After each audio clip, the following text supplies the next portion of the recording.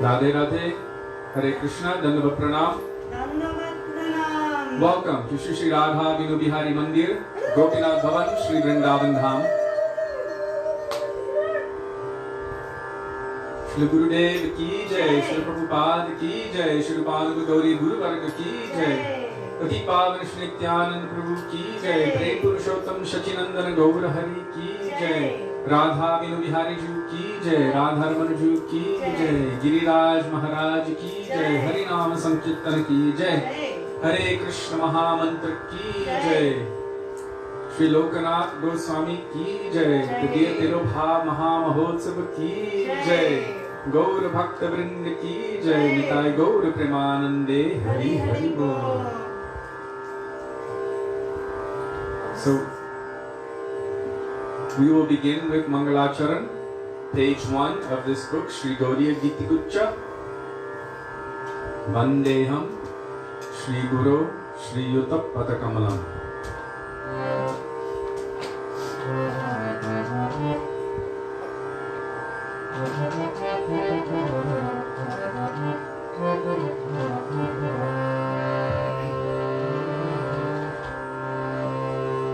Vandeham Shri Guru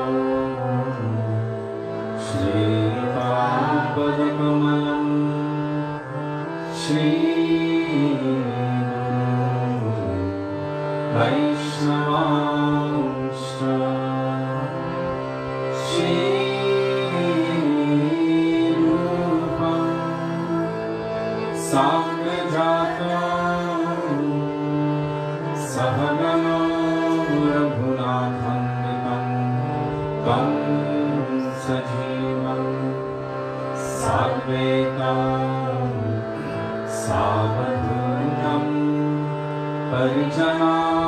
Sahitam Krishna Chaitanya Devam Shri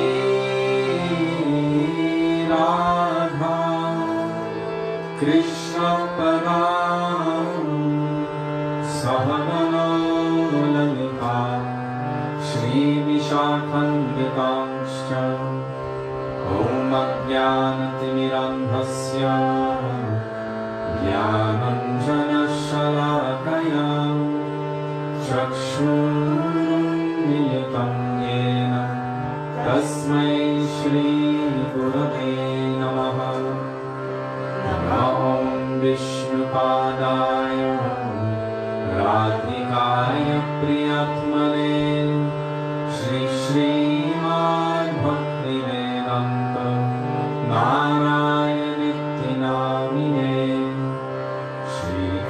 Leela Katane Sudaksham Odaya Madhurya Gunaishta Yuktam Varam Varinyam Purusham Mahantam Narayanam Tvam Shirasha Namami Tridandinam Bhakta Shiromanim Cha Shri Krishna Pada Jivitaika Hrindi Chaitanya Leelamrita Sarasar Narayanam Tvam Satatam Prapadye Namaho Vishnupadaya Krishna Preshthaya Bhutale Srimate Bhaktivedanta Swami Nittinamine Namaste Saraswati Deve Gauravani Pracharine Nirvishesha Shunyavadi Ashtatya Deshatarine Namo Vishnupadaya Gaurapresthaya Bhutale Shri Srimad Bhakti Prajnana Keshavaitinamine Adimadhyacharitraya Swashritananchapaline Jiva Dukhe Sadartaya Srinama Premadayine Namaho Vishnupadaya Krishna Preshnaaya Bhutale Srimate Bhakti Siddhanta Saraswati Namine Shri Varshabhanavi Devi Dayitaya Kripabdhaye Krishna Sambandha Vijnana Daine Prabhave Namaha Madhuryo Jvala Premadhya Shri Rupanuga Bhaktida Shri Gaura Karuna Shakti Vigrahaya Namostute Namaste Gauravani Shri Murtaye Dinatarine Rupanuga Virudhapa Siddhanta Dvantaharine Namo Gaura Kishoraya Sakshat Vairagya Murtaye Vipralambhara Sambodhe Padam Gujayate Namaha Namo Bhakti Vinodaya Satchidanandanamine Gora Shakti Swarupaya Rupanugavavarayate Goramir Bhava Bhunesvam Nirjeshta Sajana Priya Vaishnava Sarvabhauma Shri Jaganathayate Namaha Vanchakalpatarubhyascha Kripa Sindhubhya eva cha Patitanam Pavanebhyo Vaishnavebhyo Namo Namaha Namo Mahavadanyaya Krishna Prema Pradayate Krishnaya Krishna Chaitanya Namne Gaurathishe Namaha He Krishna Karuna Sindho Dīnabandho Jagatpate Gopesha Gopika Kanta Radha Kanta Namostute Tapta Kanchana Gauramye Radhe Vrindavaneshwari Vrishabhanusute Devi Pranamami Haripriye Jayatam Surato Pango Mamandamate Gati Vatsarvasvatpadam Bojo Radha Madanamohano Divyat Vrindaranya Kalpadrumada Srimad Ratnagara Sinhasanasthu Shri Shri Radha Shri Govinda Deva Krishnanidhi Semyamano Smarami Shrimandra Sarasarambhi Mam Shiva Tatatastitaha Karshannenu Swanergopi Gopinatha Shriyestunaha Vrindaye Tulasi Devyaye Priyaye Keshavasya Cha Krishna Bhakti Prade Devi Satyavatyai Namo Namaha Panchatattvatmakam Krishnam Bhaktarupasvarupakam Bhaktavataram Bhaktakyam Namami Bhaktashaktikam Jai Shri Krishna Chaitanya Prabhu Nityananda Shri Advaita Gadadhar Srivasadi Gaura Bhaktavrinda Cheto Darpanamarjanam Bhava Mahadavagni Nirvapanam Shreya Kairava Chandrika Vitaranam यावधूजीवनम्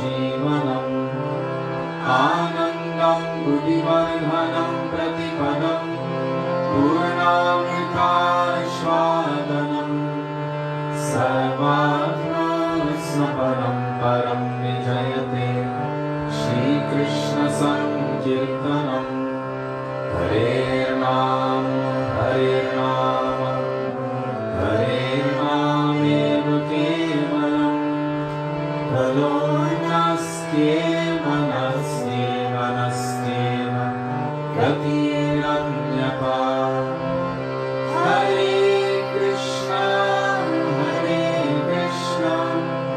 Krishna Krishna Hare Hare Hare Ram Ram Ram Hare Hare.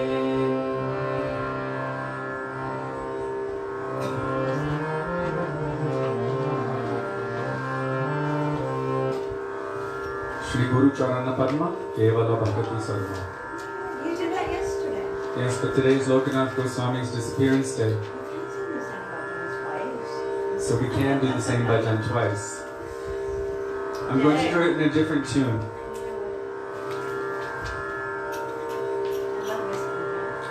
And that bhajan is on page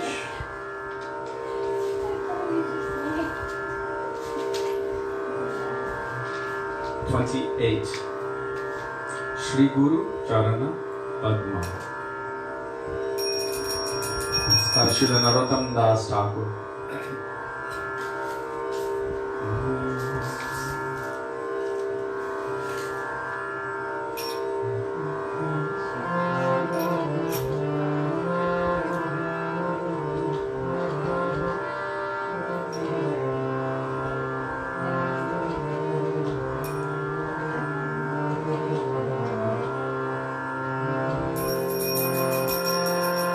Shri Guru Charana Padma Kevala Bhakti Sarva. Shri Guru Charana Padma Kevala Bhakti Sarva.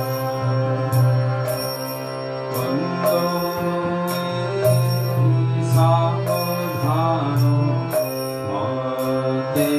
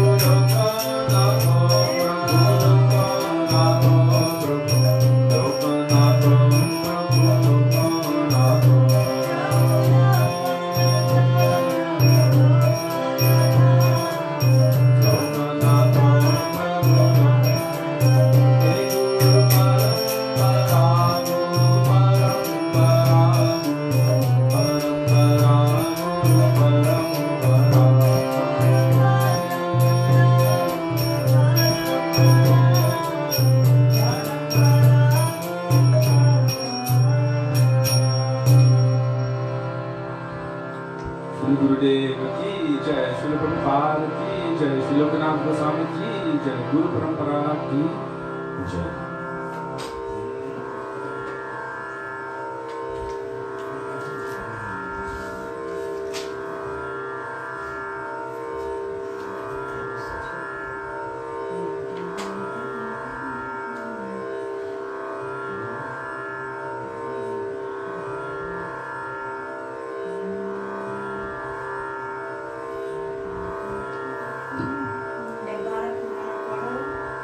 Vibhara Kuruna Koro, page 44 starts with 44.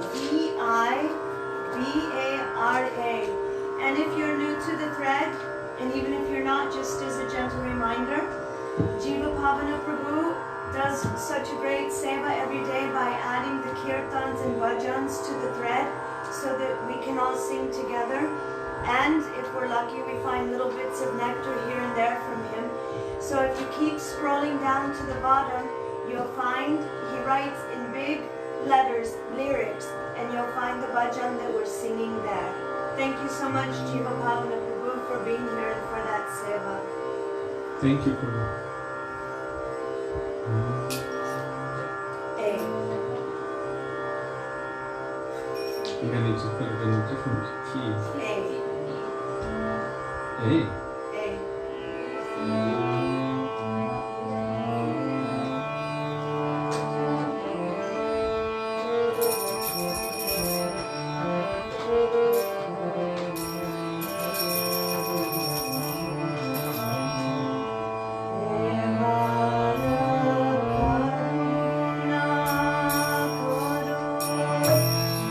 Vaisnava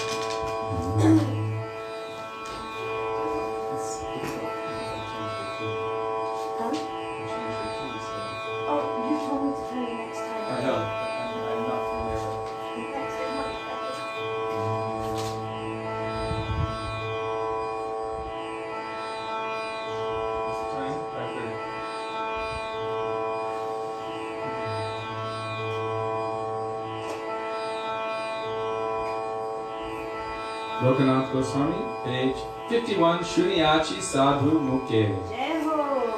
Where it says Prabhu Lokanath Pade Sange Loya Jave. 51, Shunyachi, Suniyyachi.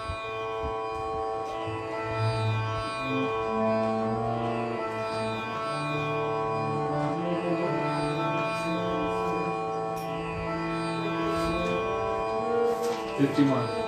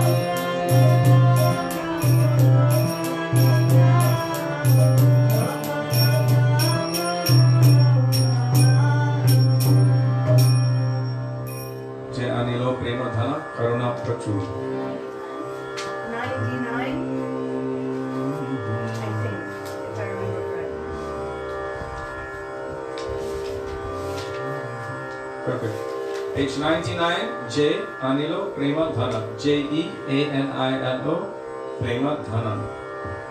This is the bhajan we always sing on the disappearance day of any transcendental personality. Song of separation.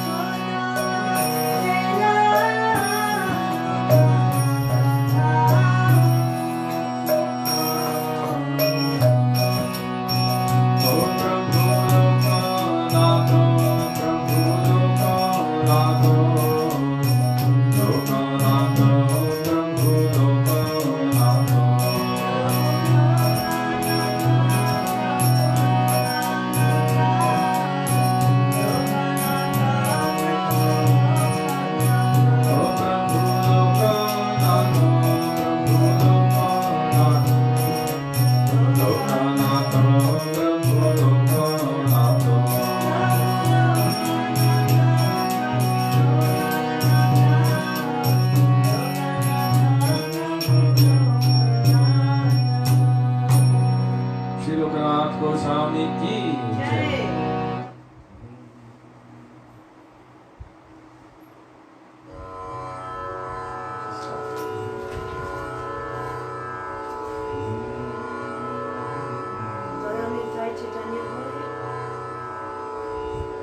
Tomorrow. Why? Because Why? it's too dancey. Today we're doing Disappearance Day. And Nita Chaitanya Guru is like dancing on my mind. Both are the happy glories of the Vaisnavas. Tomorrow. Shri Krishna Chaitanya Prabhu Daya Kora More. So tomorrow we'll sing Doya Nitai Chaitanya Bole, not Shri Amarman.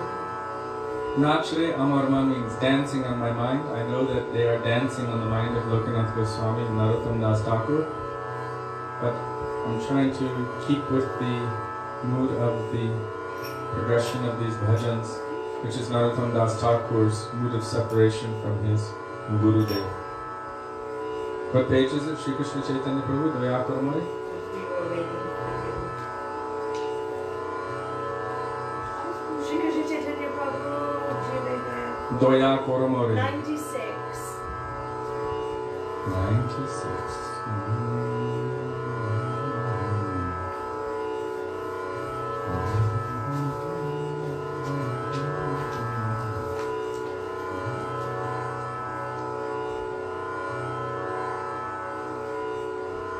Prabhu Lokanath.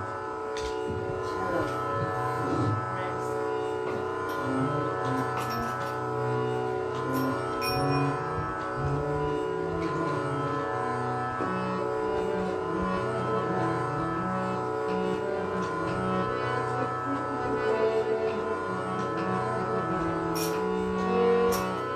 Let's do it. Let's just do it. It doesn't look like that.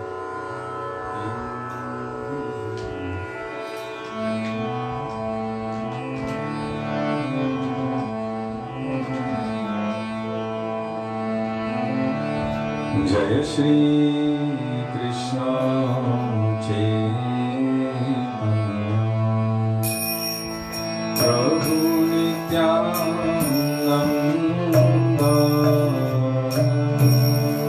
Shri Krishna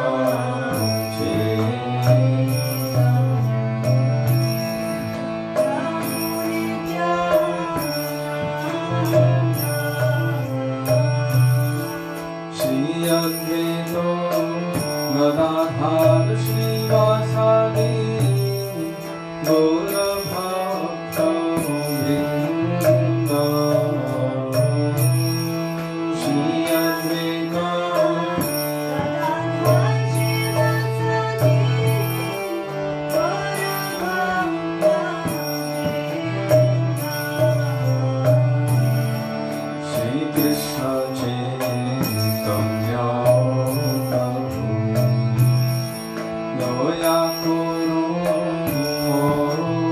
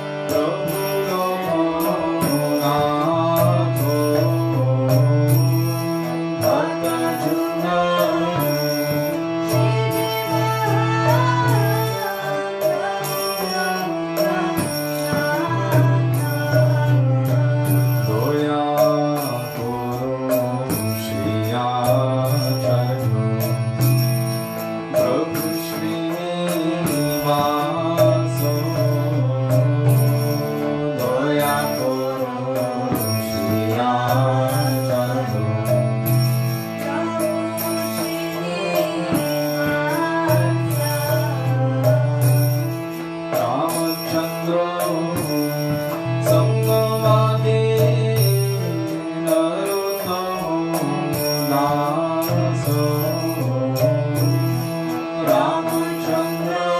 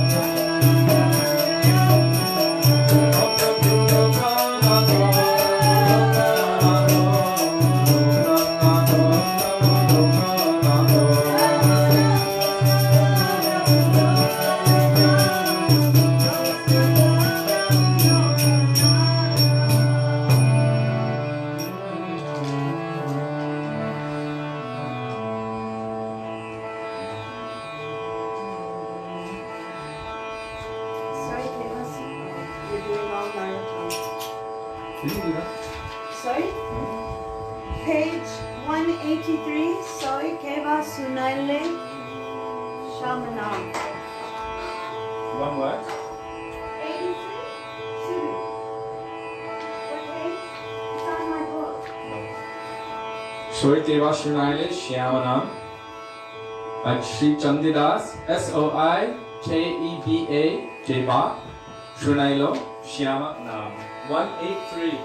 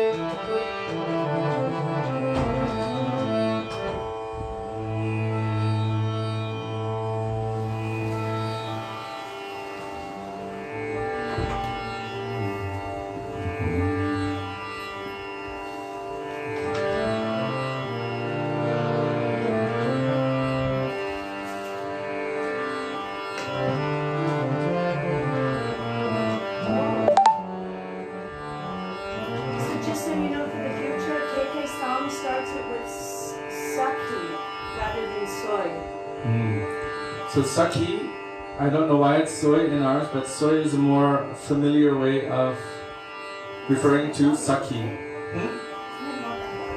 Soy would be more in line with what Sri Chandidas would have written back in the day. But soy is a, how do you say it, local dialect of Sakhi.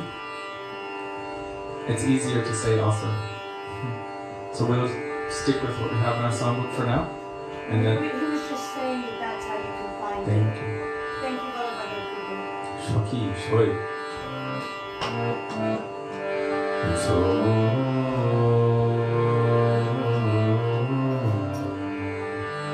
Keva Shunayo Shyamora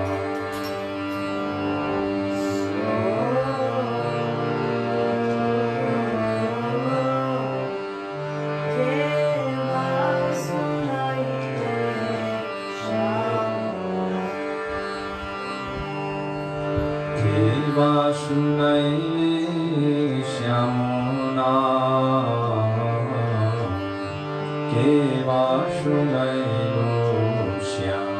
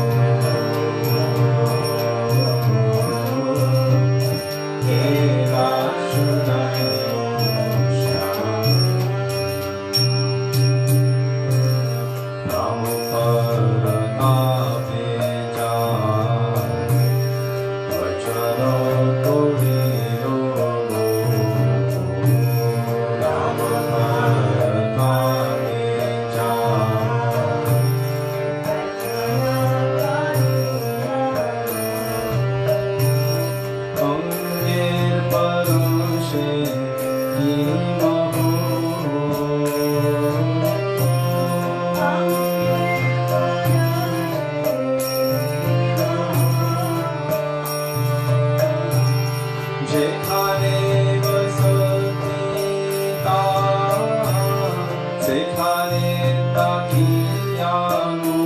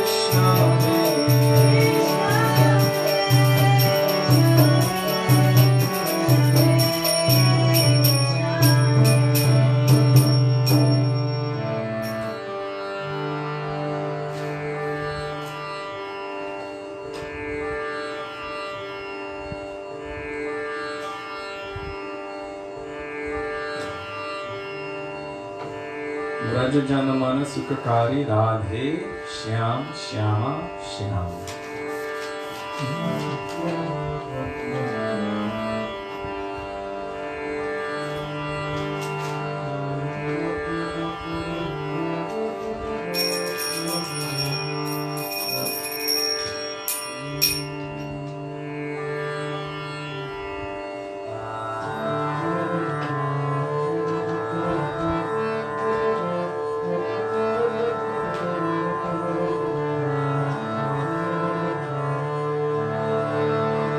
What page is that? It's page 366. 366. Is it in Braja or it's with a P? Braja, Praja, Jana, Mana. In some of the books, it's Braja, V. Sometimes you will find it under V, sometimes you will find it under P. If you don't have the songbook, Jiva Pavana Prabhu has posted it or will post it in the comment section. So just scroll to the last comment and you will find the most recent post.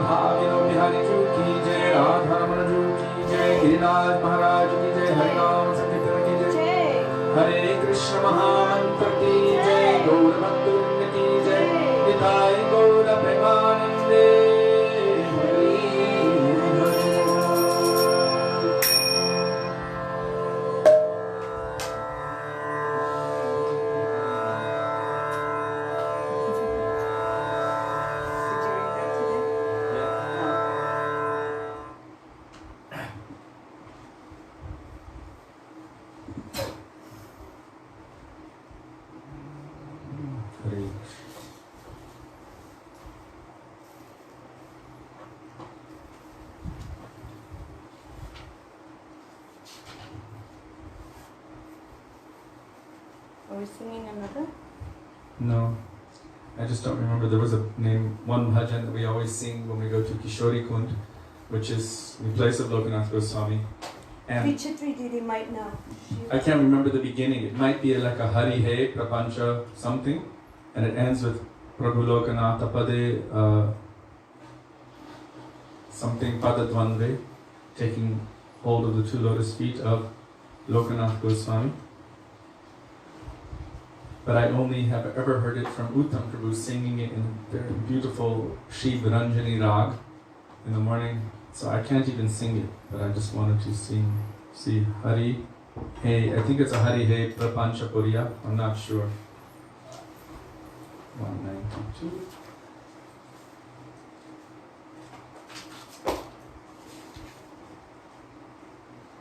Nope. Okay.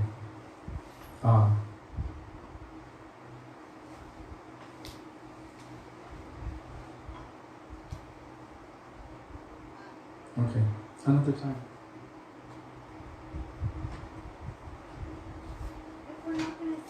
No, we're not going to sing it. I was going to read it, but I don't know what it is.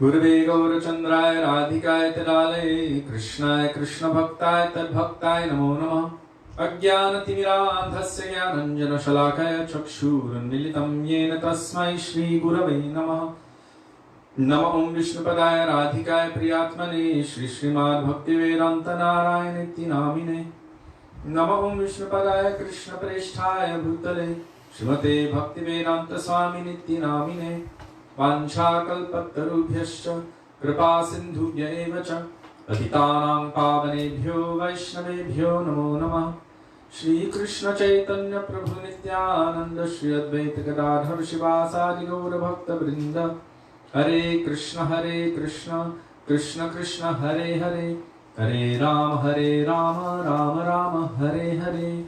Mukam karoti vachalam pangam langayate girim yat kripatamaham vande Shri Gurum Dinatarinam. First of all, I offer my Dandavat Pranam thousands of times in the dust of the lotus feet of our beloved Gurudev, Nitya Lila Pravishta Om Vishnupad, Astottara Srimad, Srila Bhaktivedanta Narayan Goswami Maharaja.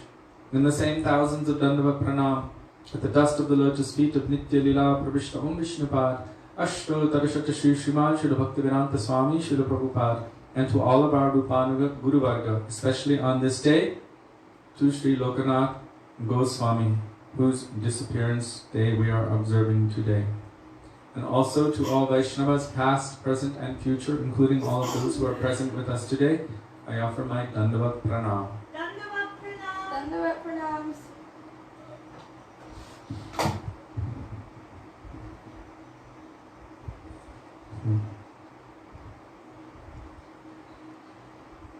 Thank you, Jiva Pavana Prabhu, for sharing that beautiful bit of nectar about Sri Lokanath Goswami.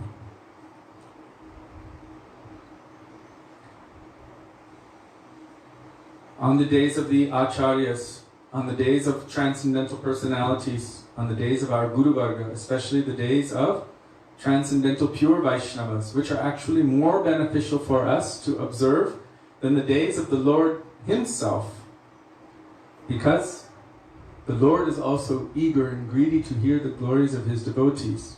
And by glorifying the Lord's devotees, we will also get immense amounts of benefit and mercy.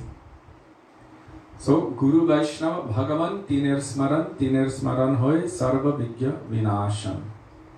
Sri Chaitanya Charitamrita states that by remembering Sri Guru, by remembering Sri Vaishnavas, by remembering Bhagavan, Tiner Smaran, to remember these three personalities, or these three kinds of personalities, then all kinds of anarthas, all kinds of avidya, ignorance, is dispelled from the heart, and in its place comes all auspiciousness, everything which is favorable for bhakti, just to remember them and their glories. And so on the days of their appearance and disappearance, we receive this amazing opportunity. Although every day can be for us, in essence, the remembrance of their pastimes and qualities, still, because we tend to be on a timeline of this world, then we see that this personality has appeared at a certain time and they have disappeared at a certain time.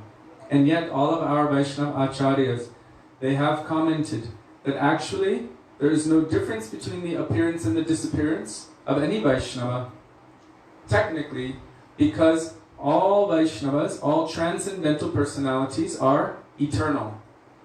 Meaning they use every particle, every aspect of their being and consciousness exclusively in the service of Krishna.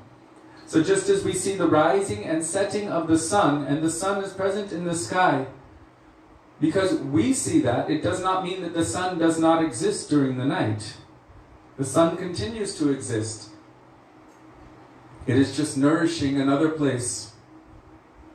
It is nourishing some other place that we don't see at the moment. So in the same way, Srila Prabhupada, our Srila Bhaktivedanta Swami Prabhupada says, it is the eternal function of the pure devotee to travel from place to place, inspiring people about Krishna. This is their eternal function and eternal nature.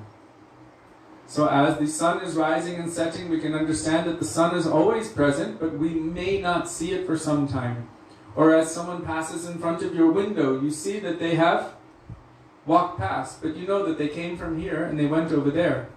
In the same way, we see the pure devotees manifest in this world, in front of us. And yet, due to some kind of mugdata, we don't really know much about them when they first appear, but through their activities and qualities during their presence, then we become acquainted with their glories and their wondrous achievements, and what kind of gift they have given to this world. And from that, we can understand, especially by the time of their disappearance, what a great and powerful personality Oh gosh, better not be him. 1 second. Someone's trying to call. I'm trying to turn this off. There we go. Yep, same guy, every time. Let me just see if I can turn it off. He's trying to sell me water. Okay. So we become acquainted with their glories. And so, by mugdata, because in tattva we understand that they are always transcendental. So we've been speaking about sarvagya, all-knowing, so we know that, theoretically. But then, mugdata, due to relationship, due to intimacy, through seva, and through harikatha from those who have a mood of intimacy, then we develop a sense of intimacy, wherein we begin to feel that this person is my own person, my own family member. The way our Srila Gurudev, Srila Bhaktivedanta, Narayan Goswami Maharaja spoke about Srila Bhaktivedanta Swami Prabhupada. The way he spoke about his own Gurudev, Param Gurudev Bhakti Pragyan Keshav Goswami Maharaj. The way he spoke about Srila Bhakti Siddhanta Saraswati Prabhupada and Srila Bhaktivinoda Thakur and Narottam Das Thakur and Srila Rupa Goswami Pada, all of these personalities, we started feeling a very close, kind of intimate connection with these persons that we didn't even know was possible.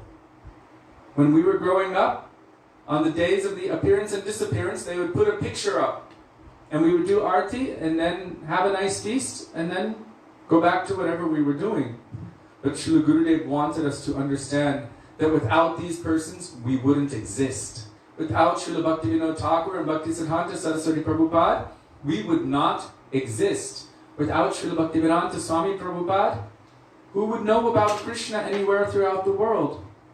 So we are so indebted to them, and as we remember their glories, their pastimes, their service to their own Gurudev, this is really how Gurudev said one should glorify any personality in terms of their service to their Gurudev. As we remember them more and more, and as we hear about them from those who feel vishramba, intimacy with them, then naturally, spontaneously, our own feeling of vishramba will awaken. And we may notice that also with relationships of people in this world. If you have a best friend, and that person has another best friend, as they're speaking about that best friend, you start to feel affection for them, naturally. Oh, you love that person so much, and I love you so much, so then I love who you love. It's natural. And that is really our process. Our process is getting to know those persons who know those persons who know those persons who know Krishna. And because of their love and affection, it's about who you know and the depth of the relationship. And the depth of that relationship and the depth of knowledge naturally comes through love. And love manifests through seva. So serving those personalities increases love, and that is the symptom of love and affection, by which more and more love and affection is increased to all of those persons who are situated within the heart of our Gurudevs, of our Guru Varga. Who do they have within their heart? Of course they have Krishna within their heart, but Krishna is never alone. Srimati Radhika is there with Krishna. All of the gopis, all of the cowherd boys, all Nanda Baba Yashoda and the parents, all cows and calves, Govardhan, all of Vrindavan, and all of Krishna's transcendental associates are there. And also Chaitanya Mahaprabhu, Nityananda Prabhu, Advaitacharya, all of their transcendental associates. Sri Navadvip Dham is fully present in their hearts. So we will have to expand our hearts to accommodate all of them. And we will feel such a deep connection with them. And in this case, we're coming to the pastimes and the glories of Sri Lokanath Goswami, as we have heard from Srila Gurudev, Srila Bhaktivedanta Bharati Maharaj, Bhakti Vallabh Tirtha Maharaj. He wrote compiled a very beautiful book. What is it called? Sri Chaitanya Mahaprabhu and his associates. And for each of the associates of Mahaprabhu, even those who came just after his time or who didn't directly meet with him, he has compiled, brought together so much transcendental information from so many acharyas and personalities who were present at that time. Such a valuable wealth, this book of Srila Bhakti Vallabh Tirtha Goswami Maharaj. teaching us about all of these personalities from all Shastras and all of the words of our Guru Varga. And of course our Gurudev, he spoke quite often on these personalities. If you look through Srila Prabhupada, A.C. Bhaktivedanta Swami Prabhupada's books, you'll see that he has also spoken extensively and given so many histories about these personalities. Srila Bhakti Vigyam Bharati Maharaj would not pass up the opportunity on any day, any holy day or any day of any acharya to speak on them or their glories. He felt that if I avoided to do such a thing, it would be a mood against affection, or aparadha, against affection.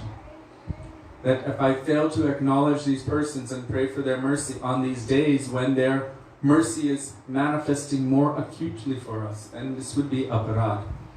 So just as we observe Janmashtami, just as we observe Ekadashi, Gaur Purnima, Ram Navami, also the days of Shakti Tattva, that is Srimati Radhika, and all of her associates, and our Guru Varga, they're also Shakti Tattva, right? Who are they in Krishna Lila? Yesterday I spoke about our Rupa Anuga Guru Varga, that all of those who are coming in the line of Rupa Goswami, who are true Rupa Anugas at heart.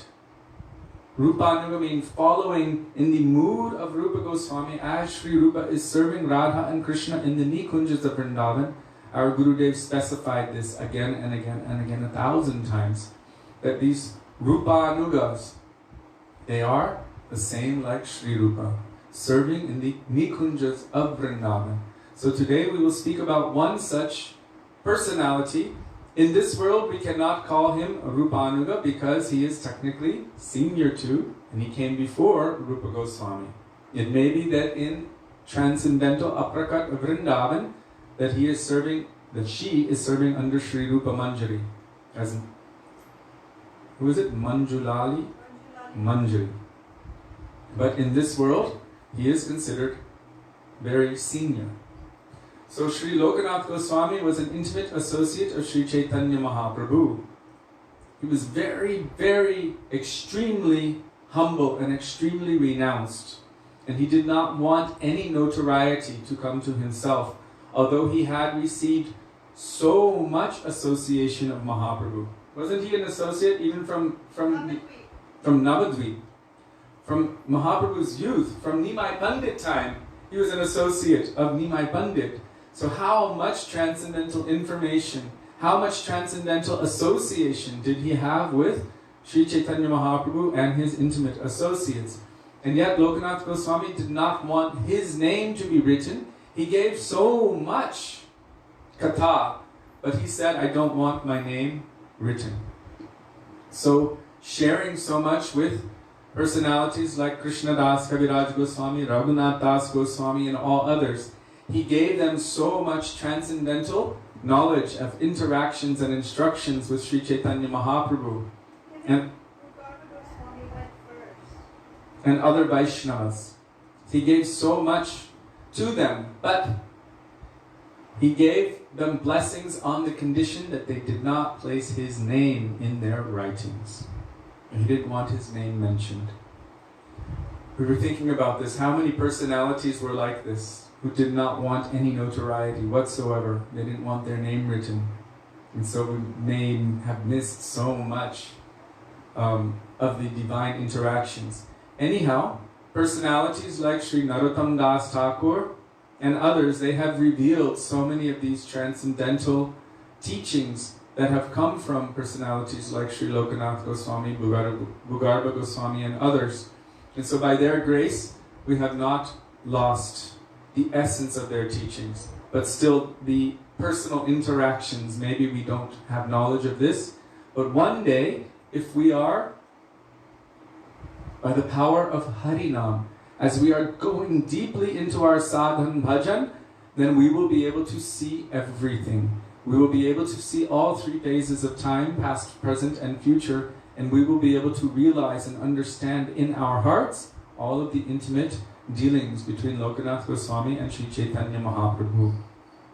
We have seen this in the works of all transcendental personalities who are able to see all three phases of time. They are known as Trikalagya. So they're not necessarily sarvagya in the same way that Sri Krishna is, but they are all-knowing when they want to know something, because Krishna is deeply within their heart, then immediately anything can be manifested. So they're able to witness and see all of these things. Sri Narottam Das Thakur has revealed so much of the moods of his Gurudev, Sri Lokanath Goswami, through the medium of his bhajans. So Lokanath Goswami was instructed, along with Bhugarbha Goswami, by Sri Chaitanya Mahaprabhu to come to Vrindavan. This was prior to the appearance of the 6 Goswamis in Vrindavan. That Lokanath Goswami and Bhugarbha Goswami were sent by Chaitanya Mahaprabhu that they should come here and uncover and rediscover all of the holy places of Krishna's pastimes. As nature has it, over time things become covered. Dust comes, dirt comes, Yamuna sometimes floods. So many Thakurjis, all of them. Govindaji was found under Gomatila. Gopinathji was found in a sandbar at Jamuna. How was Madan Gopal was also found in a similar way by Sri Advaita Acharya. Banki Bihari was found in Vishaka Kund in Nidhuvan. So all of these Thakurjis, even, what to speak of the things from 5,000 years ago, were covered. But those who have transcendental vision, they are able to understand this by the purity of their hearts, and by taking shelter of Harinam Prabhu, they're able to ascertain all of these things. By the blessings of Sri Chaitanya Mahaprabhu, they're able to discover the holy places, what happened in each location. They're able to witness and see this and know this, and therefore they're able to uncover it. Whereas we may walk right past something of great importance. Nowadays, they changed the road around Vrindavan a few years ago to make a road to the main highway, NH2, no, what is it called? That really fast open one, the most dangerous highway in the world, the Jamuna Expressway. So they made a change in the Parikrama Marg. At that time, they took so much soil and moved it from here to there and here to there. And there's one place that Srila Gurudev used to bring us to. It is known as Vyas Kup, the place where Vyasadeva sat to witness within his heart the Rasa Lila pastimes of Radha and Krishna. And from there he was able to manifest it to the world. Just on the other side of Parikrama Marg, looking in this way toward Mangshivat. That place became damaged, then it became almost fully covered, just within a few years. What to speak of all of those places from 5,000 years ago, during the time of Krishna's pastimes. Even Mahaprabhu himself, he went personally to discover Radha Kund and Shyama Kund. And he was asking around, and so many old villagers were there, and they were saying, oh, there's no kundas here, but there's one field known as Kali Khet, means black field. And there's another field named Gauri Khet, golden field. Maybe you can check with those who are over there. So Mahaprabhu went out there, and he himself saw, oh, there's like a little bit of water, but it was completely covered. At the time of Krishna, they were very deep kundas. But after 5,000 years, it became covered. So Mahaprabhu himself began to dig, and he saw, oh, this is Radha Kund, this is Shyama Kund. And then he gave that seva to Raghunath Das Goswami to fully excavate Radha Kund and Shyama Kund. So Lokanath and Bhugarbha Goswami, they came here before the 6 Goswamis, and they began to manifest or re-manifest, rediscover all of the holy places of Krishna's pastimes. And because they are divine and transcendental personalities, they were able to realize all of those pastimes in their heart and share them with the world. So Lokanath Goswami is no ordinary person. It is said that Mahaprabhu sent them here, but then they wanted to have darshan of Mahaprabhu. They heard that he was going to be in Puri. So then they went there to meet with him, but then at the same time he had come on a different route to Vrindavan. Then they wanted to come back to Vrindavan, but then Mahaprabhu went to another location, maybe Navadvip. Then they went there, so they were following, but they couldn't meet with him. Finally, a message came to them that I want you to be in Vrindavan. Sri Chaitanya Mahaprabhu had told many personalities, you should know that my heart is Vrindavan. Like one time, Srila Gurudev, there was one devotee who was touching his feet again and again and again when we went out on parikrama. Maybe like every time he would offer pranam, they would touch his feet. They would take dust from his feet, again touching his feet, touching his feet, touching his feet. And finally Gurudev said, once a day is enough. you should try to touch my heart. So what is the heart of Mahaprabhu? The heart of Mahaprabhu is Vrindavan. The mind of Mahaprabhu is Vrindavan. So he said, Mora mana Vrindavan. My mind is Vrindavan. My heart is Vrindavan. So he instructed them to stay here, to do bhajan in this place. So Sri Lokanath Goswami was doing bhajan here. Very intense austerities. These days, most people don't do austerity when they come to Vrindavan. Not like our Goswamis. They come here and we live very comfortably. We stay in very comfortable situations. All material facilities are at our fingertips. We eat beautiful meals 3 times a day. Enjoy relishing high transcendental literature. And maybe all sorts of other material enjoyment as well. But how did our Goswamis do bhajan? They lived in forest, far away from anyone, where anyone would distract their minds from their service, from their chanting, from their absorption. And we can call this nirjan bhajan, but actually it's not without association. They were very deeply associating with Sri Harinam Prabhu. They would deeply associate also with other Vaishnavas, those who would only remind them of Krishna. But only if someone would remind them of Krishna or who had faith in Krishna, they would associate with them, deep faith. And they were also writing so many transcendental literatures. Why? Not because they needed them, but for the benefit of the world, for our benefit, which we have the opportunity to peruse today at our leisure through database. What did Lokanath Goswami write? What did Narottam Das Thakur say? What did Rupa Goswami say? Boom! It's all right there at our fingertips. But they presented all of this to the world for our benefit. Very painstakingly as well. So, these divine transcendental personalities, they would do intense bhajan, residing under different trees, in caves, deep in the forest. At that time, 500 years ago, at the time of Mahaprabhu, this place was not a very big built-up city. Even when I came to Vrindavan Gurukul in 1984, that time Parikrama Marg was just very soft dust. There were massive trees everywhere, peacocks in the trees. It was very peaceful. Loy Bazaar was peaceful, believe it or not.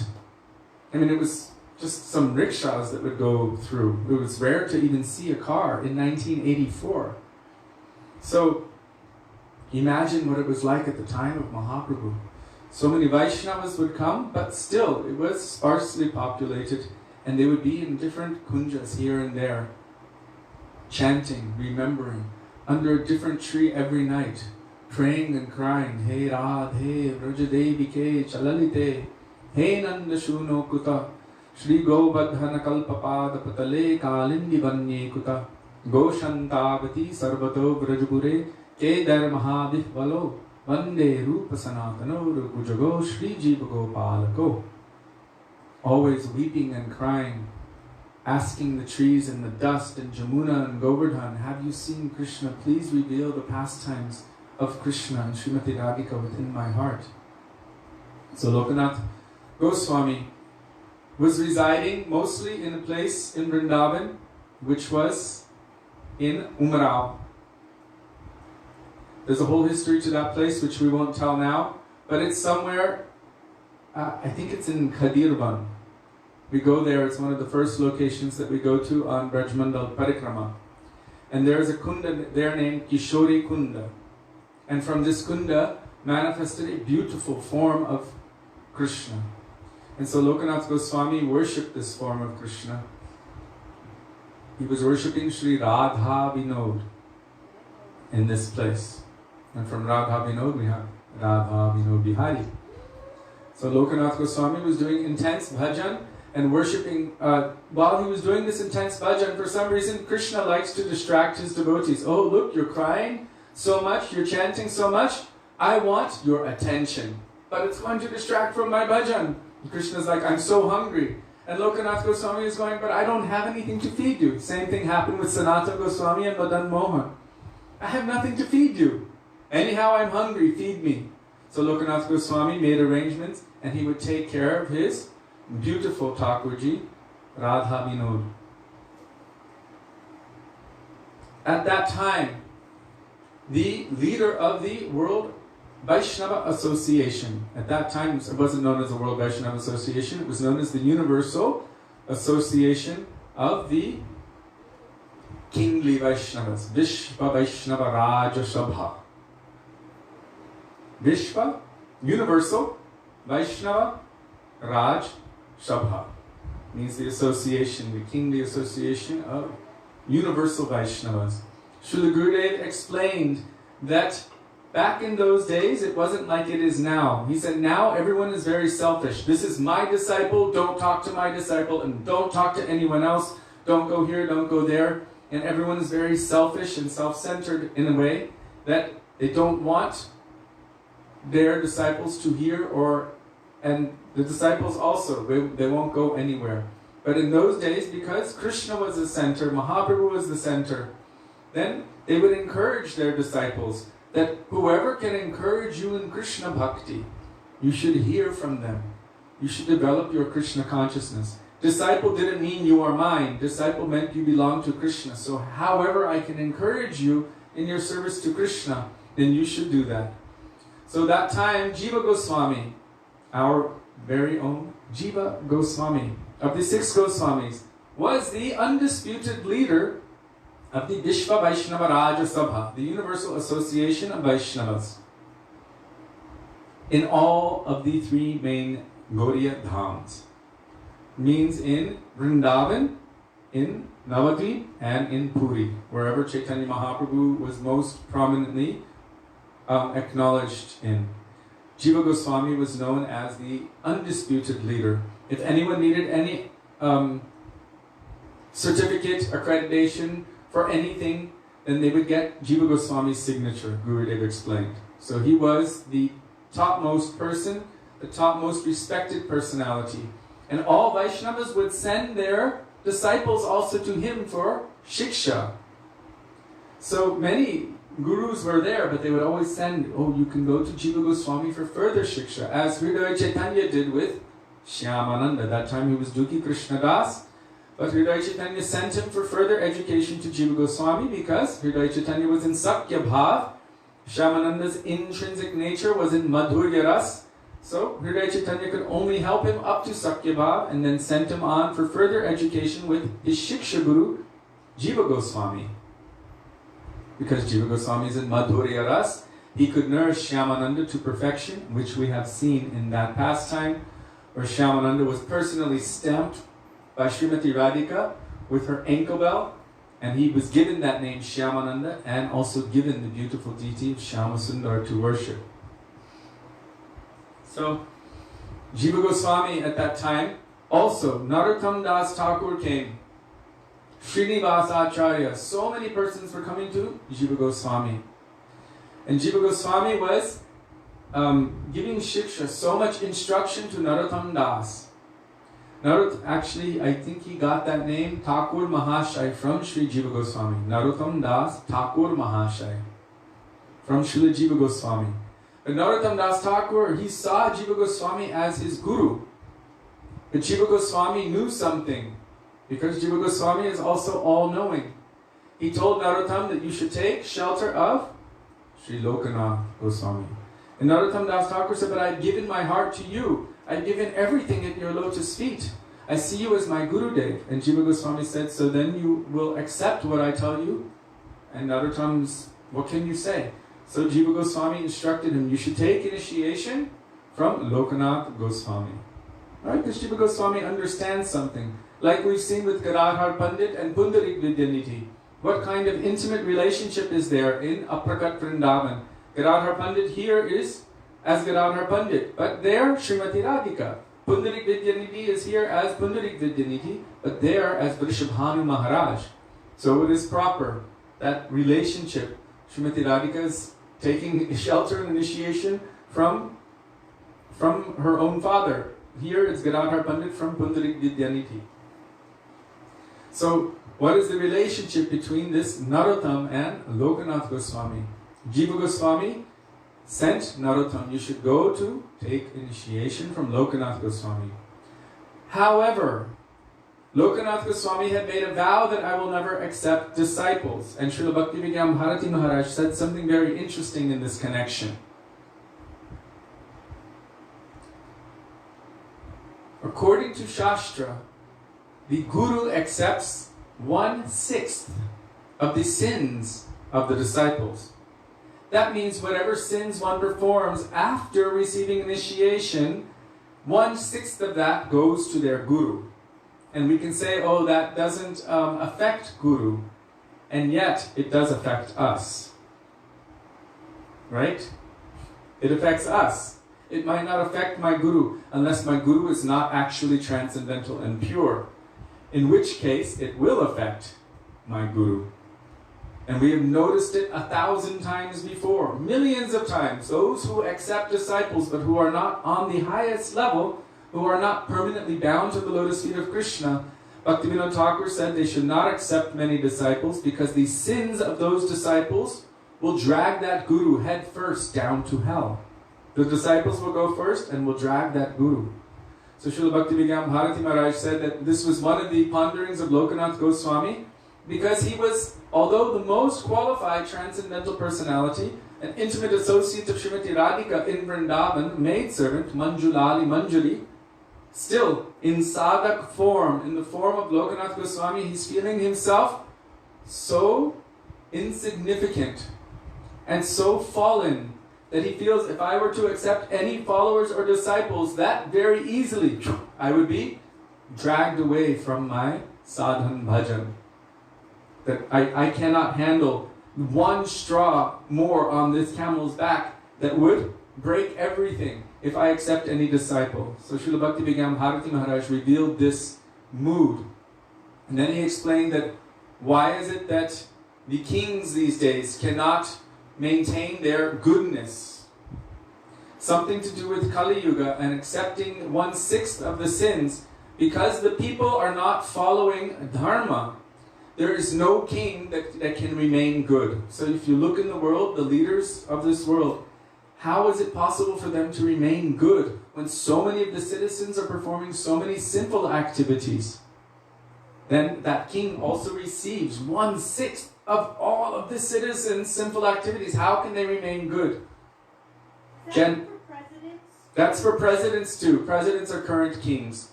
So we see it all over the world. Prime ministers, presidents, dictators, kings, whatever, what have you. They are also accepting, whether they understand it, realize it or not, the sins of their population. 1/6. What is that, like 18%? Something like that. So, it's a lot. And also this happens even within marital relationships. It is said that now this doesn't seem fair, but anyway, this is Shastra. The wife receives half of the husband's good karma. And the husband receives half of the wife's bad karma. That sounds fair. It doesn't sound fair, because we don't hear that the husband receives half of the wife's good karma. And we don't hear that the wife receives half of the husband's bad karma. So it seems like, in this case, the wife is privileged. How about that? She's privileged to receive half of all of the good things he does, and he's unprivileged to receive half of all of the bad things she does. So we see in society that there's a tight grip. There's a requirement for the wife to be a dharma patni, meaning to be very dharmic for the benefit of her husband. And there's a requirement on the part of the husband to be very dharmic for the benefit of his wife. But half of her sins. And also any child up to the age of 8, I believe. 12. Not 12. Yes, 12? Okay, so Devi's saying 12. The parents have to take any reaction to their sinful. And this has something to do with Mandata Rishi. There's an ancient history. Anyhow, so let's get back to the point. Sri Lokanath Goswami. Lokanath Goswami was doing his intense bhajan in the forest. And Narottam Das Thakur, on the instruction of Jiva Goswami, came to Sri Lokanath Goswami begging him, please accept me as your disciple. And Lokanath Goswami said, who are you? And he said, well, I'm a prince. And he said, why do you want to accept me? And he told him everything honestly, truthfully. And Lokanath said, I'm not going to accept any disciples. So we've seen this also in the life of Srila Bhakti Siddhanta Saraswati Prabhupada and Srila Gaur Das Babaji Maharaj. Srila Bhakti Siddhanta Saraswati Prabhupada had surrendered to his guru, Srila Bhaktivinoda Thakur. Now from a worldly perspective, we'll see this is his father. But Bhakti Siddhanta Saraswati Prabhupada always saw that this is my Gurudev. And one of the major points of contention that Bhakti Siddhanta Saraswati Prabhupada had with his own brother, Lalit Prasad Thakur, was that Lalit Prasad saw Bhaktivinoda Thakur as his worldly father. Bhakti Siddhanta Saraswati Prabhupada realized that Bhaktivinoda Thakur is so much more than that. He is Kamala Manjari, maidservant to Srimati Radhika, an intimate associate of Chaitanya Mahaprabhu. So he didn't see him as his worldly father. And yet, Bhaktivinoda Thakur told him, even though he gave him Harinam and Kurma Mantra, still he told him, you should accept Srila Gaur Das Babaji Maharaj as your Gurudev. Bhakti Siddhanta Saraswati Prabhupada approached Gaur Das Babaji Maharaj on the order of Bhaktivinoda Thakur, just like Narottam on the order of Jiva Goswami approached Lokanath. Cried to Srila Gaur Das Babaji Maharaj, please accept me as your disciple. Gaur Das Babaji Maharaj is like, what? I'm not accepting any disciples. You are so qualified, you're so knowledgeable, you're so learned, you're like a prince. Look at me, I can't even write my own name. I can't even read my own name. What do I know? I'm not qualified to be your guru. Besides, I'm not accepting any disciples. You are so great, you're so high, you're so elevated, you're so knowledgeable. And he sent him away. Again and again he came. Also with the persistence of Srila Bhaktivinoda Thakur. Again he came, and again he came. Finally, Srila Gaur Das Babaji Maharaj, he kept saying, let me ask Mahaprabhu. I will ask him. And then Bhakti Siddhanta Saraswati Prabhupada came. Did you ask? Oh, I forgot. I'll ask him. Come back later. And again, he didn't ask. Saraswati Thakur, that time, Bhakti Siddhanta, he was known as Bimala Prasad. Again, he came.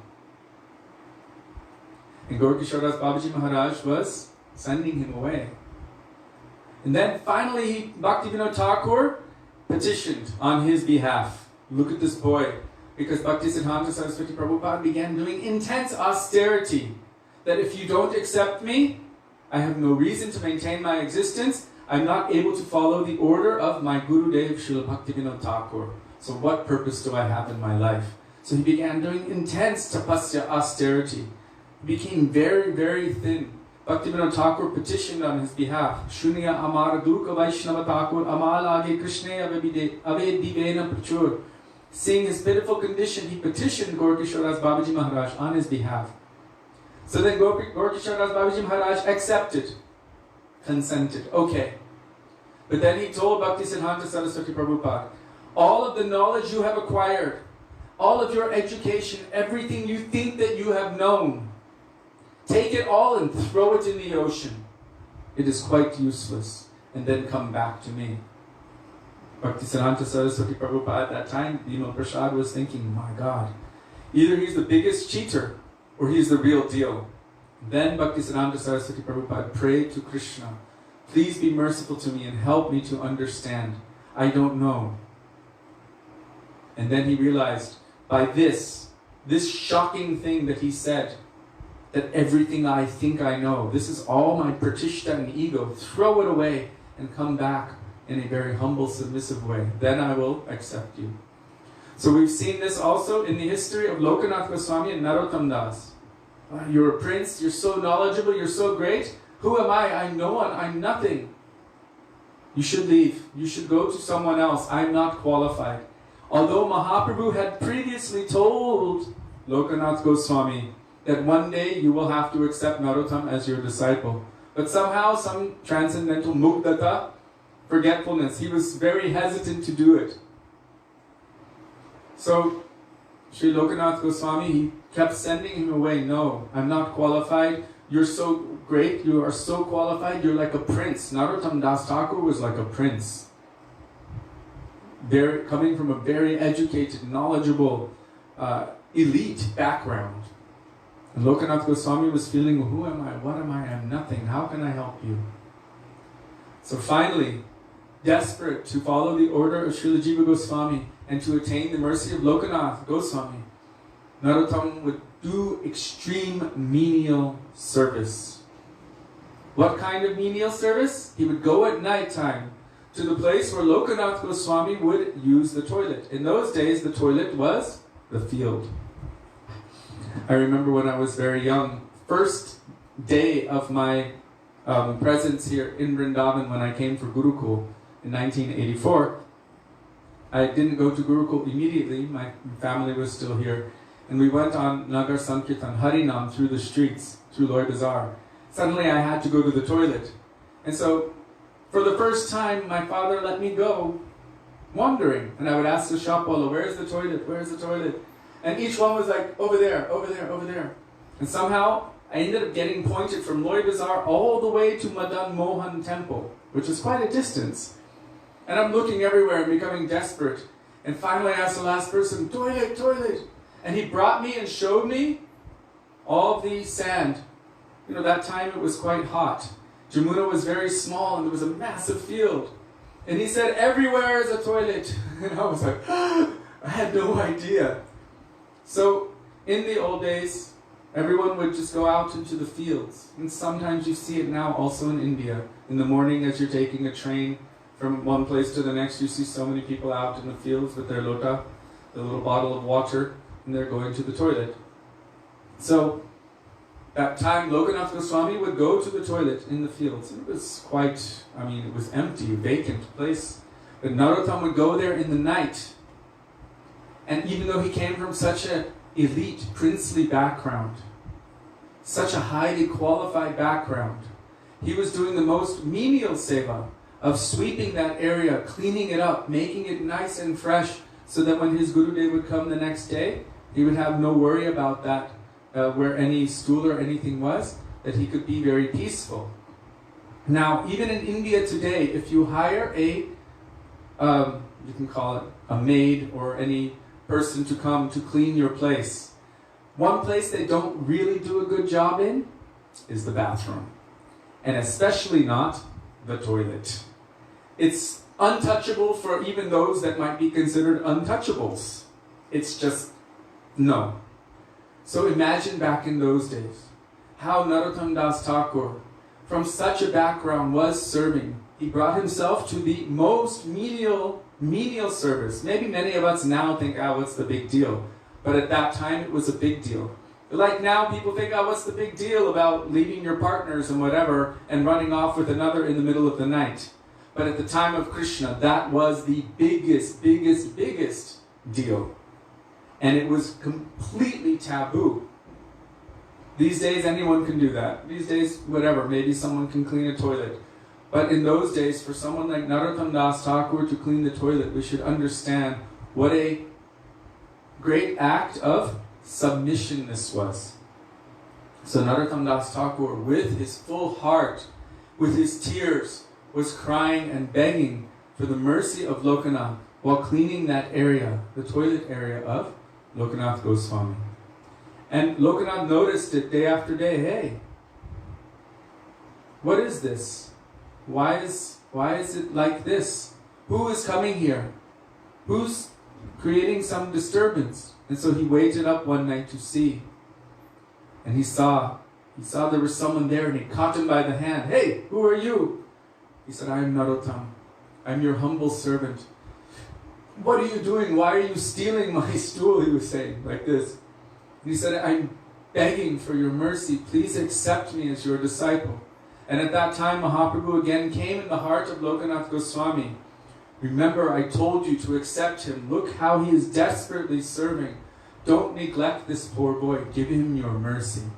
So then Lokanath Goswami accepted and consented to accept Sri Narottam Das Thakur as his disciple. Now this is not an ordinary person, Sri Narottam Das Thakur. Even previous to this time, from what I understand, Sri Chaitanya Mahaprabhu left all of his prem for Narottam Das. All of his prem. He deposited in the Padma River. So how qualified must the Gurudev of Narottam Das Thakur be?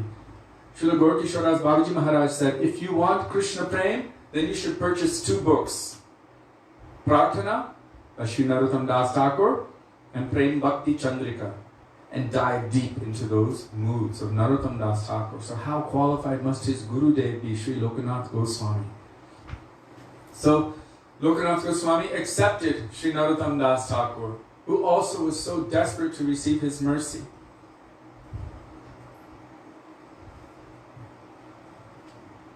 Sri Lokanath Goswami would also continue doing his bhajan, chanting, and would engage Narottam Das Thakur also in taking shelter of Sri Harinam Prabhu. So they would be in their own little separate kunjas, not too far from each other, but with enough distance so that they could be in their private space and weep to Krishna. As Gurudev once told Sudevi, you should go to any closet where no other eyes can see you. Where no other eyes can see you. Just yourself, your Gurudev, your Harinam Mala, and Harinam Prabhu. And there you should chant Hare Krishna, weeping and weeping. Hare Krishna, Ha Gurudev, Ha Gurudev. And he said if you do this for only even half an hour every day, this will be more than chanting lakhs and lakhs of Harinam. These lakhs and lakhs means 64, 2 times 64, 128, or more than that, 192 rounds a day. But if you're doing it with a little bit of heart, tears and mood, relationship, sambandha, then how deep will that be?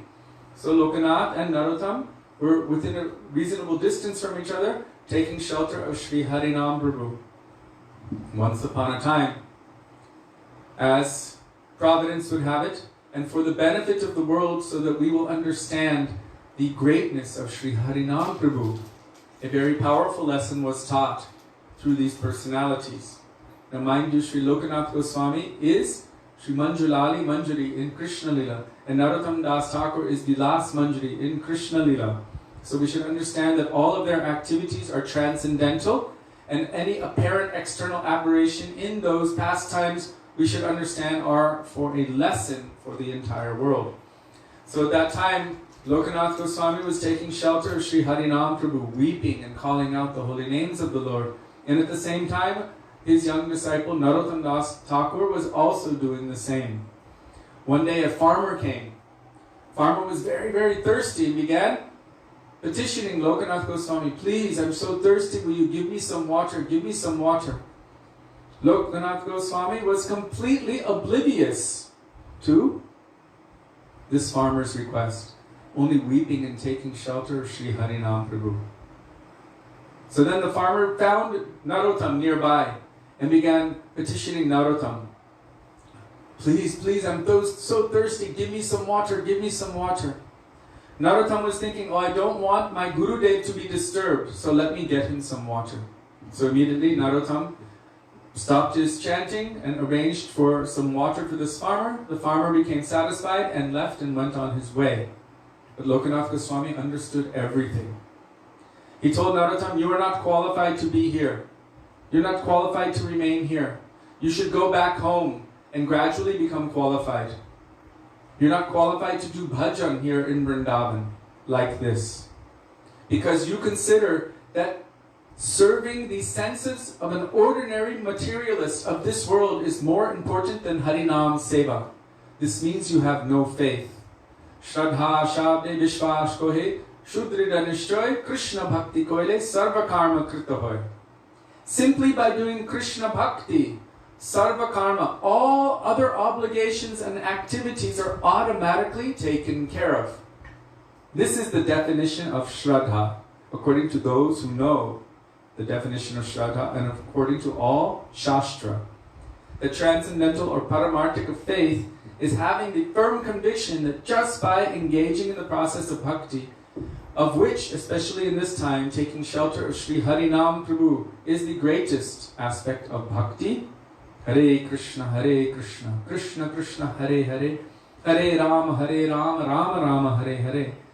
That automatically all obligations, all material obligations are taken care of. There's nothing else to do or worry about.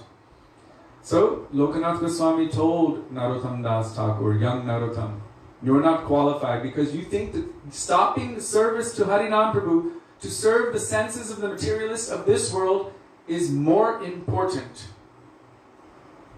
So you're not qualified for this. I'm trying to remember what Srila Bhaktisiddhanta Saraswati Prabhupada said in this case. I think it might be in his Upakyan, not Upakyan Upadesh, in his Upadeshavali.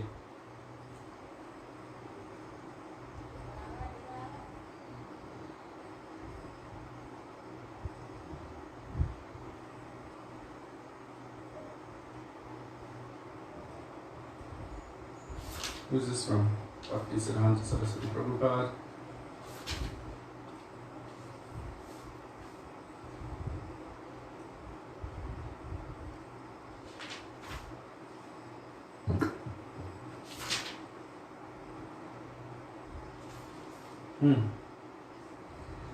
Somewhere in here, but I don't have the... It's okay. Paraphrase. I wanted to find the exact quote. So, Srila Bhaktisiddhanta Saraswati Prabhupada explains something to the effect of that we're not here to serve the senses of the materialists of this world. If we think that that is important, then we are not fit to be chanters of the Kirtan of Hari. That we must always hold on tightly to the process of bhakti as given by our Gurudev. That to stop the service of the Lord, to serve the senses of the materialists of this world, this is a disqualification. But I'm paraphrasing. So, Sri Lokanath Goswami sent Narottam away. Narottam was weeping and crying at being sent away. But our Srila Gurudev, Srila Bhaktivedanta, Narayan Goswami Maharaja, established that if Lokanath Goswami would not have done this, then we would be in complete darkness. By the mercy of Lokanath Goswami sending Narottam away, what happened? At that time, Narottam, Srinivas and Shyamananda were sent by Jiva Goswami and others that they should carry the books of the Goswamis to Navadvip and other places so that they could be copied. So it was like transcendental book distribution. They were moving here and there and preaching. And so by this order of Lokanath Goswami to Narottam Das, Lokanath went out along with Shyamananda and Srinivas. They went out and then they began preaching the message of Mahaprabhu everywhere. Narottam Das Thakur went to the north. Srinivas stayed in that kingdom where the books were stolen. And Shyamananda went south to Orissa. And there Shyamananda converted so many to followers of Chaitanya Mahaprabhu. Narottam Das Thakur converted the entire kingdom of Manipur, the king himself and the entire kingdom. So many Assam, Bangladesh, all of those who have come from that line, all of those Vaishnavas also in Bengal. So many came from Sri Narottam Das Thakur by his preaching as he traveled everywhere and by his own nature. So by the mercy of Lokanath sending him away, by this he was able to preach so much and bring so many to the path of Vaishnavism in the line of Sri Chaitanya Mahaprabhu. So Sri Lokanath Goswami, of course he sees past, present and future, but sometimes we see that there are very powerful lessons that are given to us through the medium of any interaction. I remember once that Srila Gurudev did this to us with Sripad Madhav Maharaj, Bhaktivedanta Madhav Maharaj. It was quite interesting. We were in Fiji and Srila Gurudev told Madhav Maharaj that you should tell them what I spoke the evening before. You should translate for them. So there was only 5 or 6 of us. And that time, I don't know if his back is bad now, but that time his back was stiff like a board. He was in a lot of pain. Pujapad Madhav Maharaj. So Gurudev told him to translate for us. So we were all sitting around him, and he was sitting on a slight wedged cushion on the floor, but he was in a lot of discomfort. And Gurudev's door was not too far from where we were all sitting. It was just 10 feet away. So at that time, we saw Madhav Maharaj was shifting and adjusting, and he was very uncomfortable. And we told him, it's okay, we're all friends here, we all, it's fine, you can sit on the couch. It may be more comfortable for you than sitting on the floor. And he said, no, Gurudev won't like it. And then he continued trying to translate, but he was still in so much discomfort, he was moving and he couldn't focus. And we said, it's okay, just sit. And he's like, no, Gurudev won't like, Gurudev won't like. So he knew Gurudev wouldn't like it. And then, again, we all told him, just sit there so that you can do that seva. We're all fine, we're happy, it's no problem, we're just fine. So he just sat up on the edge of the couch at that moment. Just on the edge of the couch. That very moment, as if Gurudev had his ear to the door and knew what was going on, Gurudev opened the door and said, hey, what are you doing sitting above everyone else? Like you're their guru or something, sit down. And then Gurudev turned around, went back in his room and slammed the door. And Maharaja said, see, I told you Gurudev would become angry. And we were like, oh, we're sorry. But what lesson did Gurudev teach to all of us at that point? Maharaja knew that Gurudev wouldn't be pleased with that.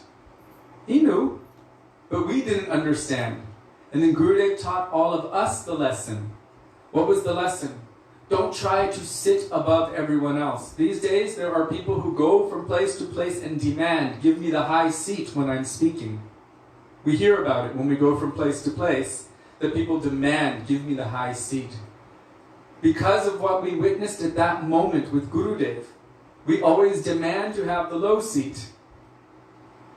Who am I to sit above everyone else? What kind of position do I have to sit above everyone else and talk down to them and speak down to them like I am their guru? So Gurudev gave us that powerful lesson, and I'm giving this as an example. Maharaja knew, he knows Gurudev's mood in his heart, and Gurudev gave an instruction to all of us through that interaction. We've seen how Lokanath Goswami gave this instruction to all of us through his interaction with Narottam. Narottam knew. He knew the mood of Lokanath Goswami. Of course he knows. He's a transcendental personality. But for the sake and benefit of everyone, Lokanath Goswami was teaching that to serve Harinam Prabhu is the highest seva. You are doing direct service to Radha and Krishna at that time. Hare Krishna, Krishna Krishna, Hare Hare, Hare Ram, Rama Rama, Hare Hare. For those who are really qualified, they are absorbed in serving Radha and Krishna. They're serving at that time. So to stop the service of Radha and Krishna to give some person of this world water? What kind of lesson is that? So Lokanath Goswami is teaching through Narottam to all of us that we should give the highest priority to our service to Radha and Krishna. And we should not use Radha and Krishna in the service of anyone else, but rather we should engage everyone else in the service of Radha and Krishna. What? Right. For example, we don't use kirtan to undo a pandemic. Then we are using Krishna in the service of all of the people of the world who would be suffering from a pandemic.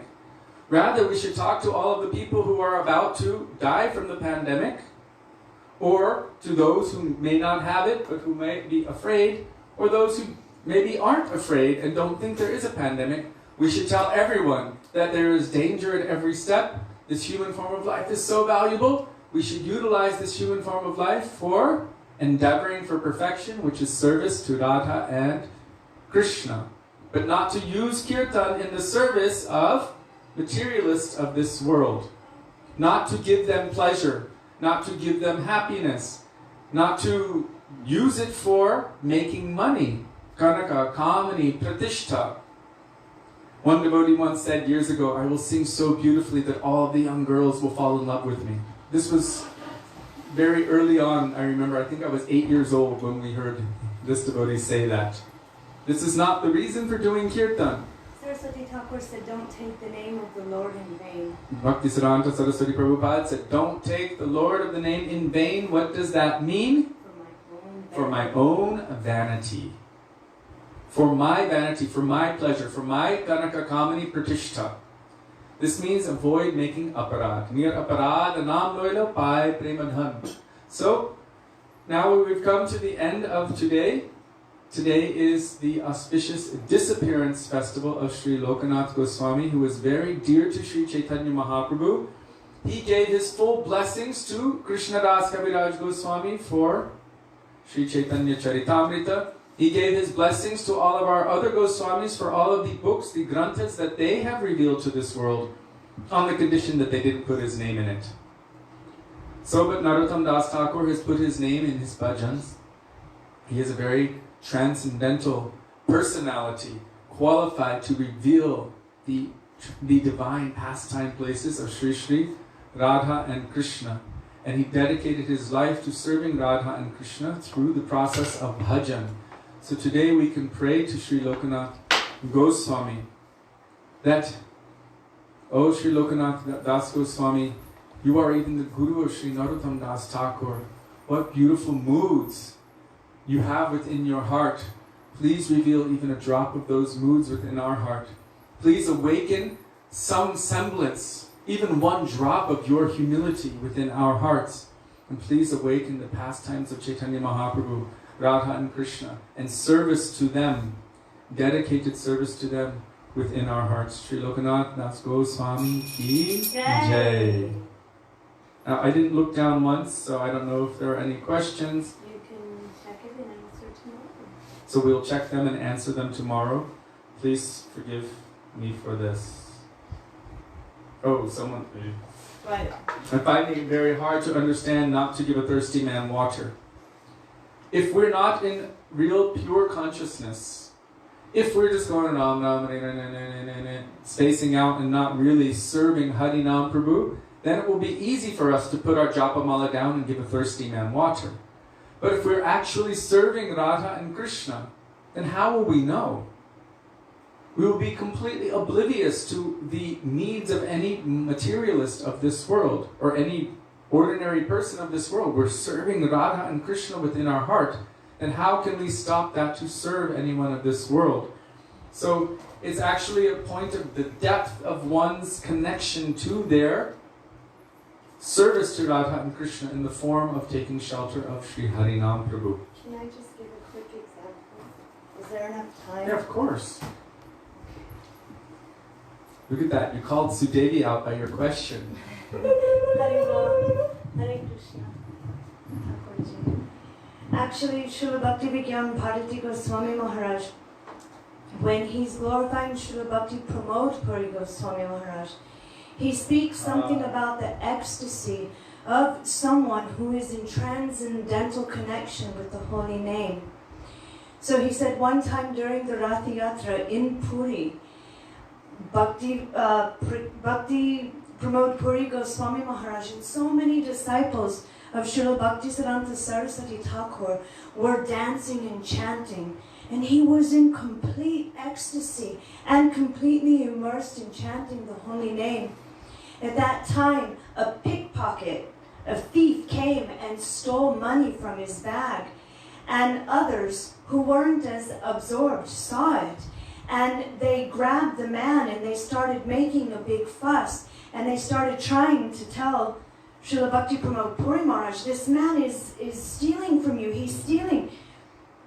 Srila Bhakti Pramod Puri Maharaj said, don't disturb, don't disturb. And then he went back into chanting.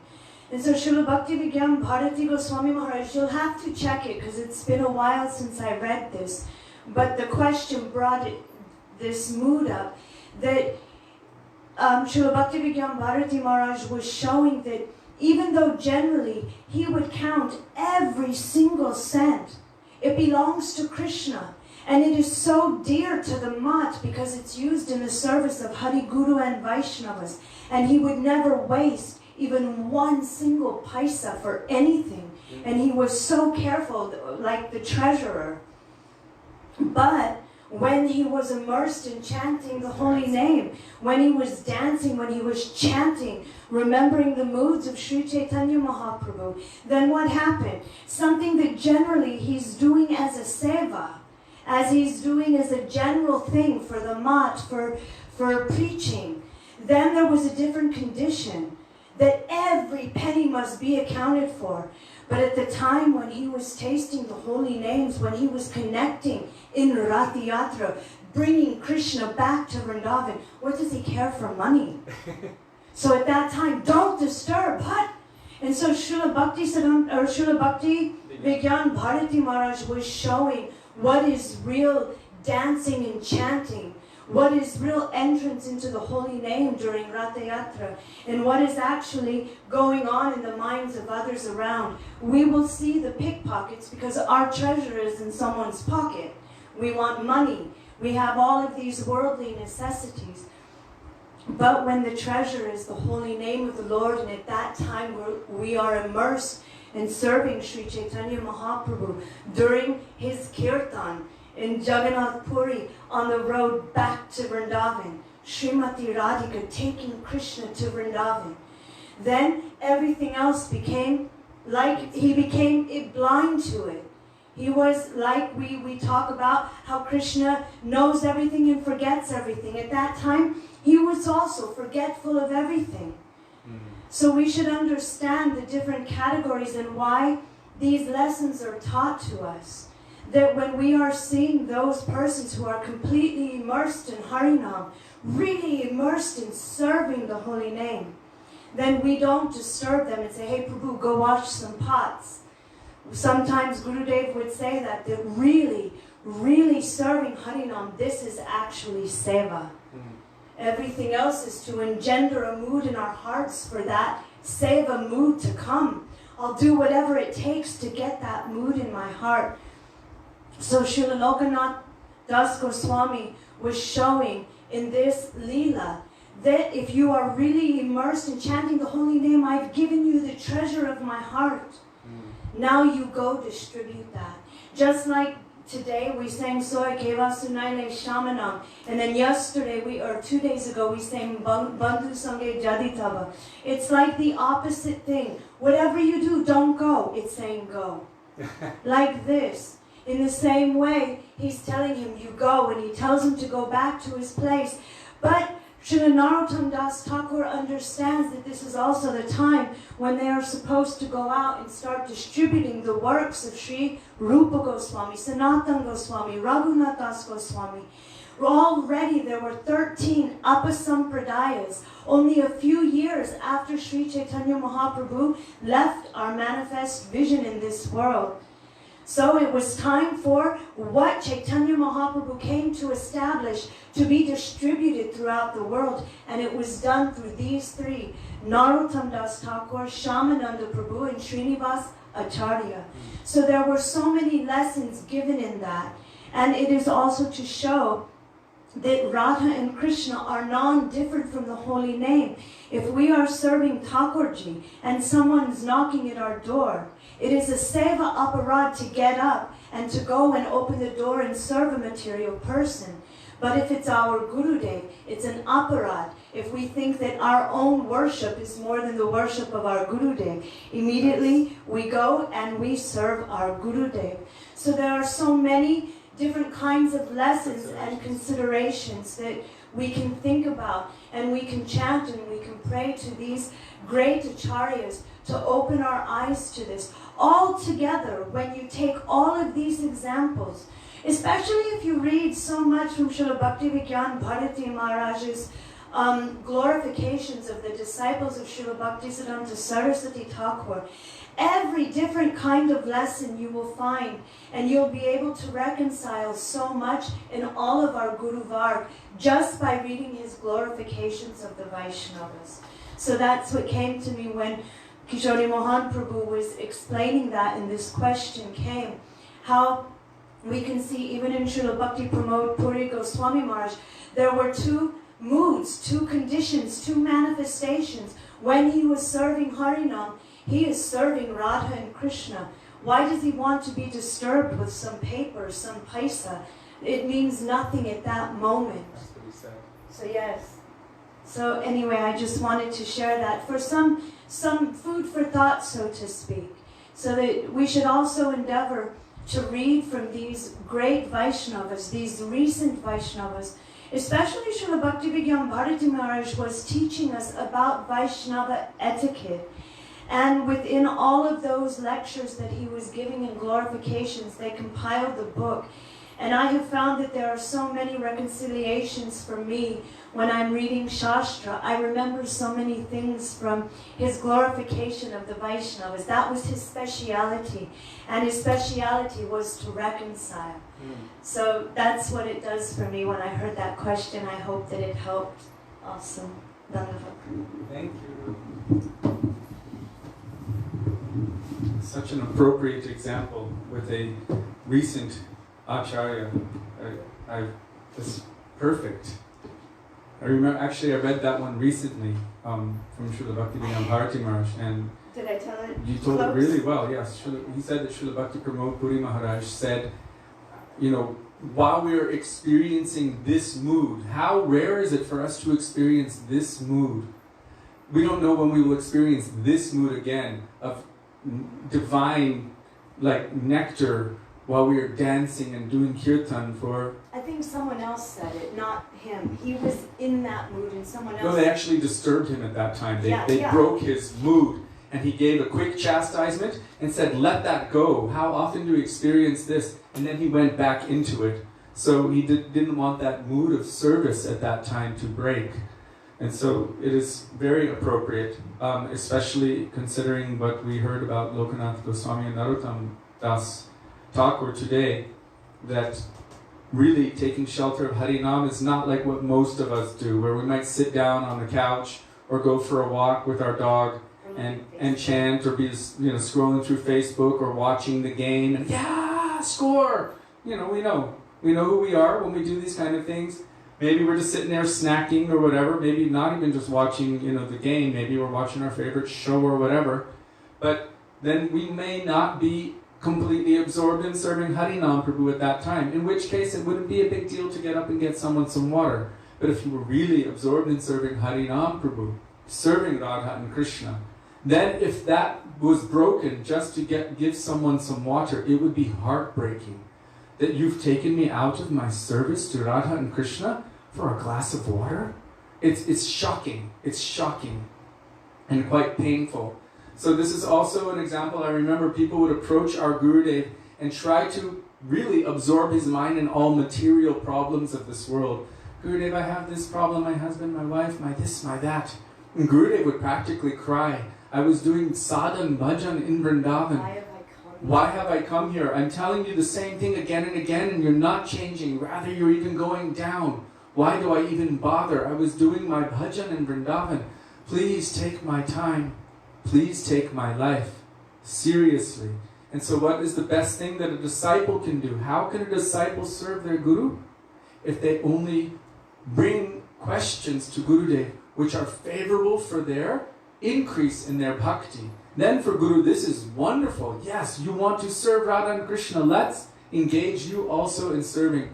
But how can I be happy in this world? Today someone posted, it was on... it's a very quick quote, the Gurudev Memories. It was Gaurav, what's his name? In Australia. He said that when they went to Govardhan Parikrama, we all know that Giriraj is Sarva Vishwa Pradata. He can give any desire. So Gurudev said, what desire you have in your heart. And at that time he said, I was praying to Giriraj, please give my mother health, give my family wealth, make us all happy. And then Gurudev immediately told everyone, don't have any other desire in your heart. You should only pray to Giriraj. I don't want anything else. Only Radha Dasyam, Radha Dasyam, Radha Dasyam. Srila Gurudev ki jai, Srila Prabhupada ki jai, Srila Bhagavatamrita Guru Varga ki jai, Srila Lokanath Goswami ki jai, Srila Tirobha Maha Mahotsav ki jai, Gaur Bhaktivedanta ki jai, Gaur Premanande, Hari Hari Bol. Hare Krishna.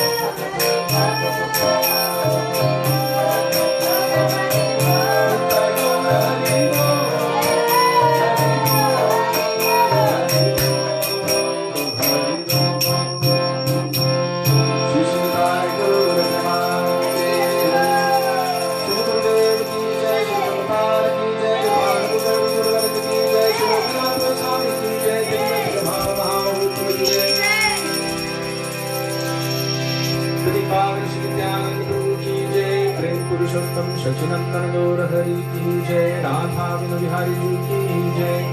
Radha Raman जी की जय। गिरिराज महाराज की जय। हरि नाम संकीर्तन की जय। हरे कृष्ण महामंत्र की जय। गौर भक्त वृंद की जय। निताय गौर प्रेमानंदे हरि हरि गोविंद दामोदर माधव गोविंद दामोदर माधव गोविंद दामोदर माधव गोविंद दामोदर माधव राधे राधे राधे जय जय श्री राधे राधे राधे राधे जय जय श्री राधे राधे राधे राधे जय जय श्री राधे। श्री वृंदावन हरि लाल की जय जय जय श्री राधे जय जय श्री राधे जय जय श्री राधे श्याम गौर प्रेमानंदे हरि हरि बोल। So thank you all for being with us today. We look forward to being with all of you tomorrow and continuing to go beyond Vaikuntha. Thank you for engaging us and remembering the beautiful teachings of our Gurudev, our Guru Varga, and for engaging us in our Guru Seva, even from the room in Vrindavan, which we are currently bound in. And we look forward again to being with all of you tomorrow. Dandavat Pranam. Dandavat Hare Pranam. Krishna, Radhe Radhe. Radhe Radhe.